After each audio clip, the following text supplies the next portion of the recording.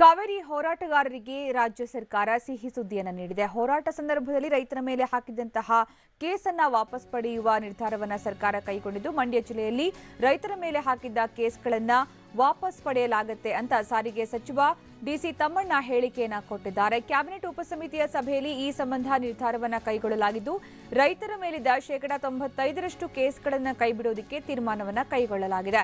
ಕಾವೇರಿ ಹೋರಾಟಗಾರರಿಗೆ ನಿಜಕ್ಕೂ ಕೂಡ ಇದು ಸಿಹಿ ಸುದ್ದಿಯಾಗಿದೆ.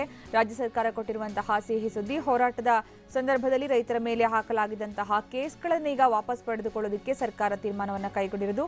ಮಂಡ್ಯ ಜಿಲ್ಲೆಯಲ್ಲಿ ರೈತರ ಮೇಲೆ ಹಾಕಿದಂತಹ ಕೇಸ್ಗಳು 95% ಕೇಸ್ಗಳನ್ನು ವಾಪಸ್ ತೆಗೆದುಕೊಳ್ಳೋದಕ್ಕೆ ತೀರ್ಮಾನವನ್ನು ಕೈಗೊಳ್ಳಲಾಗಿದೆ. ಹೀಗಾಗಿ ರೈತರಿಗೆ ಒಂದು ರೀತಿಯಲ್ಲಿ ಇದು ಬಿಗ್ ರಿಲೀಫ್ ಆಗಿದೆ.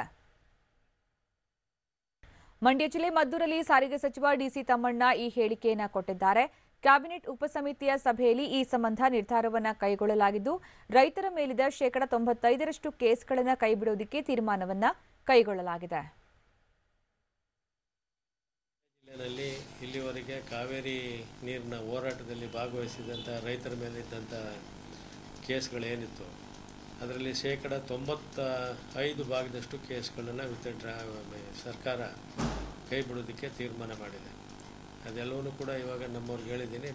ತಾಲೂಕುವಾರು ಯಾವ್ಯಾವ ತಾಲೂಕಿನಲ್ಲಿ ಎಷ್ಟು ಕೇಸ್ಗಳಿತ್ತು, ಎಷ್ಟು ಕೇಸನ್ನ ವಿತ್ಡ್ರಾ ಮಾಡಿದ್ದೀವಿ, ಅದೆಲ್ಲವೂ ಕೂಡ 27ನೇ ತಾರೀಕು ಮುಖ್ಯಮಂತ್ರಿಗಳು ಘೋಷಣೆ ಮಾಡ್ತಾರೆ. ಅದಕ್ಕೊಂದು ಪಟ್ಟಿ ಮಾಡಿ ಅಂತ ಹೇಳಿದ್ದೀನಿ, ಮಾಡ್ತಾಯಿದ್ದೀವಿ. ಯಾವ ಕೇಸ್ಗಳನ್ನ ವಿತ್ಡ್ರಾ ಮಾಡೋಕ್ಕಾಗಲಿಲ್ಲ ಅಂದರೆ ಇಂಡಿವಿಜುವಲ್ ಆಗಿ ಕೇಸ್ ಹಾಕಿ. ಈ ಬಗ್ಗೆ ಹೆಚ್ಚಿನ ಮಾಹಿತಿ ನೀಡ್ತಾರೆ ನಮ್ಮ ಪ್ರತಿನಿಧಿ ರವಿಲಾಲಿಪಾಳ್ಯ.